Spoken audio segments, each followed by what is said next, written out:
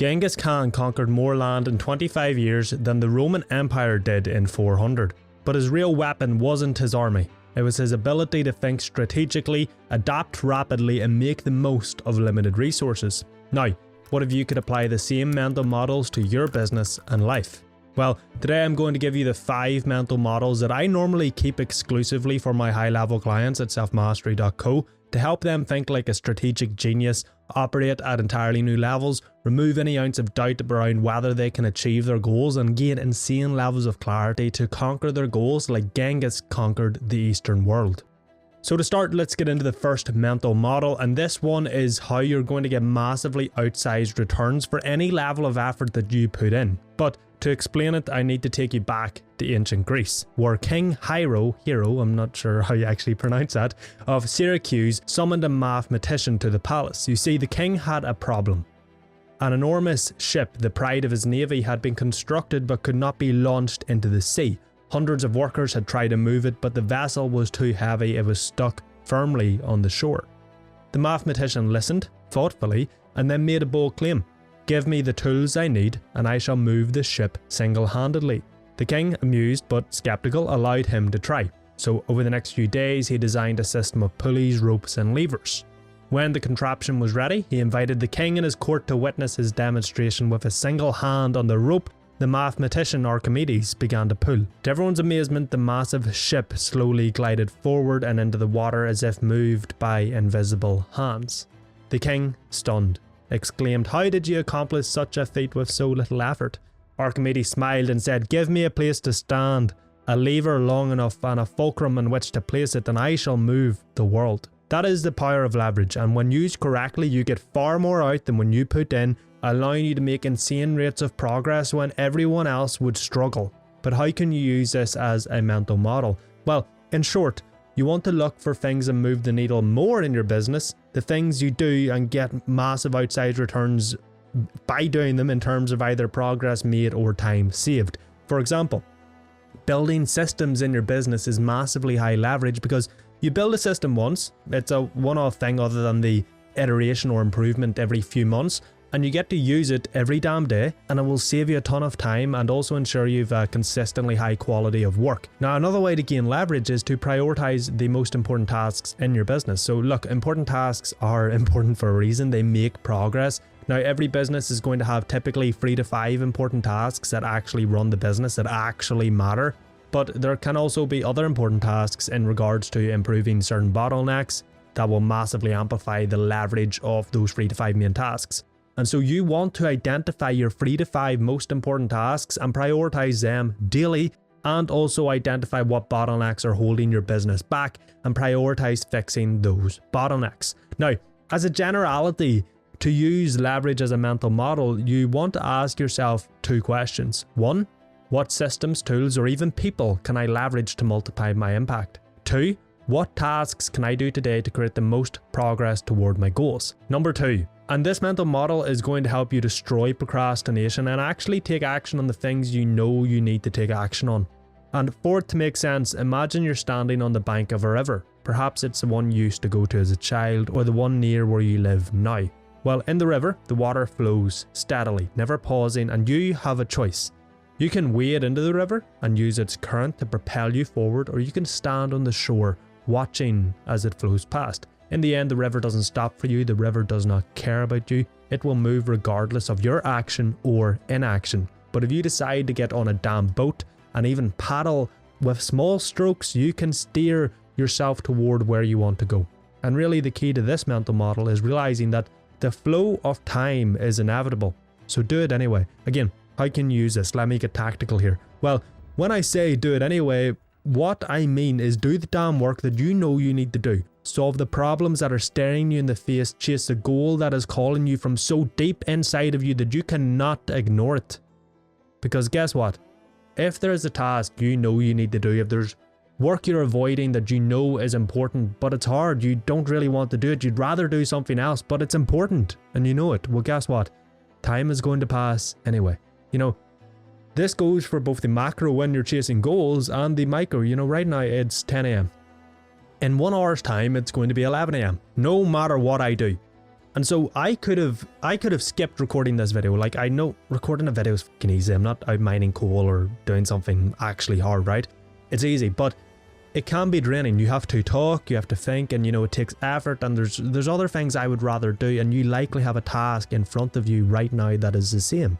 But if I had have skipped recording this, it would have been 11 AM anyway, and the work would still be standing there in front of me, and I'd be thinking, fuck sake, I still have to do this. When I could have just done the damn work and it still would have been 11 AM and I could have relaxed a bit and been proud that I'd done the work. When you avoid the work, you don't avoid it. When you avoid chasing a goal, you don't avoid it. When you ignore a problem, you don't ignore it. All you do is put it off for the future you under the stupid misconception that we all believe at some point or another that it somehow makes it easier. So to use this, if you're sitting there, if you're standing there and you're debating about whether to do the work or not, realize that the time is going to pass anyway, and in 1 hour's time you can have done the work, or you can still have it staring you in the face. The choice is yours. But you may as well use your time instead of wasting it and do the damn work. Let me just write that down because that was real good. Number 3. This is exactly how you're going to figure out what your bottlenecks are and what to prioritize first. But for it to make sense, I want you to imagine you're trying to get off grid, right? You decide to go and hunt your own meat and grow your own plants, and so you've planted a garden filled with a variety of plants. Now, some are blooming beautifully, while others seem to struggle. One day you notice that your tomato plant, which you'd hoped would yield a rich harvest, is withering. The leaves are peeled, the fruit isn't growing, and it looks weak compared to everything else. Now, you might be tempted initially to assume something is inherently wrong with the tomato plant. Maybe it's just a bad plant or it's not as capable of the others, but instead of giving up on it, you take a closer look.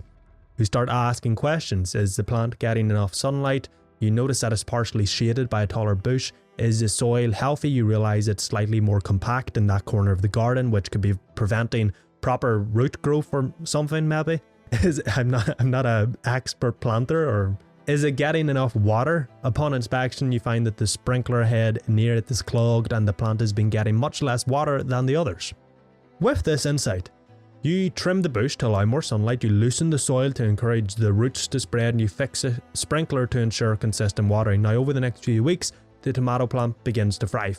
It produces bright, juicy fruit, and yes, apparently tomatoes are fruit. Who would have known? I certainly didn't. Now, I know what you're thinking. What on earth does this have to do with mental models and performance and business? Well, let me explain. That garden operates under the systematic law of the universe, where certain inputs create certain outputs. For you to get the output of a strong, healthy plant, you need all the necessary inputs. And your business is much like that garden. Each system, sales, marketing, operations is like a plant.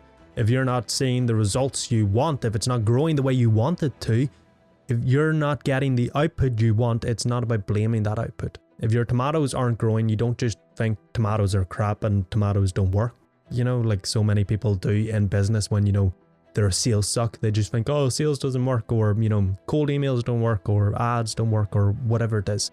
And this mental model now, that it relies on you thinking in systems. Systems thinking teaches you to examine the conditions, the inputs that feed that part of the system, the output. Now, to use this practically, when you're not getting the output you want, you need to look at the inputs. If you change the input, you will change the output. It is that simple.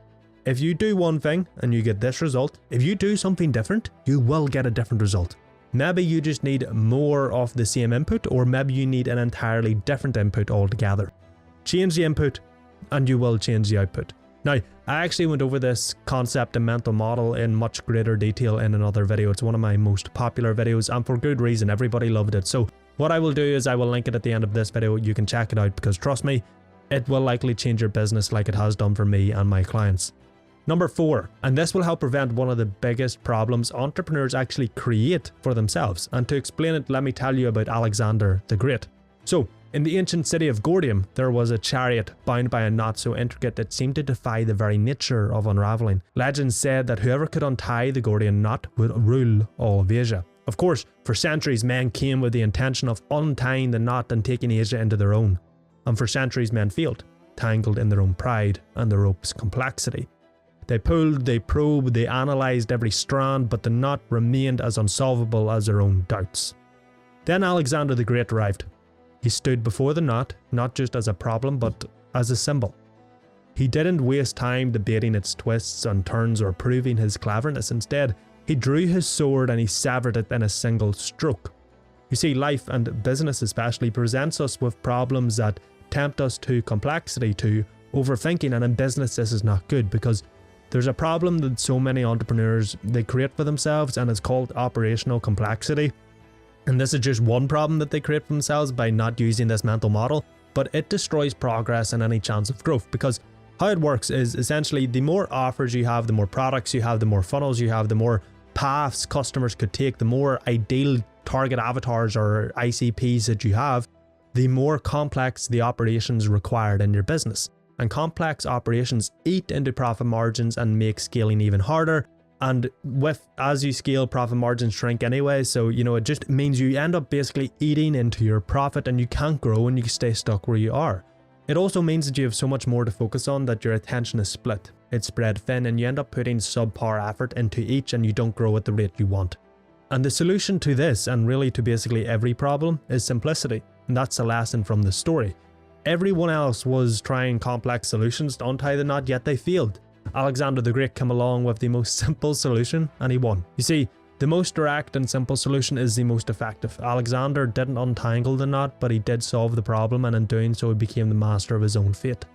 The lesson is clear: simplicity cuts through chaos. Now, what's the practical side of this? How can you use it? Well, it is called Occam's razor, and ironically the solution is simple.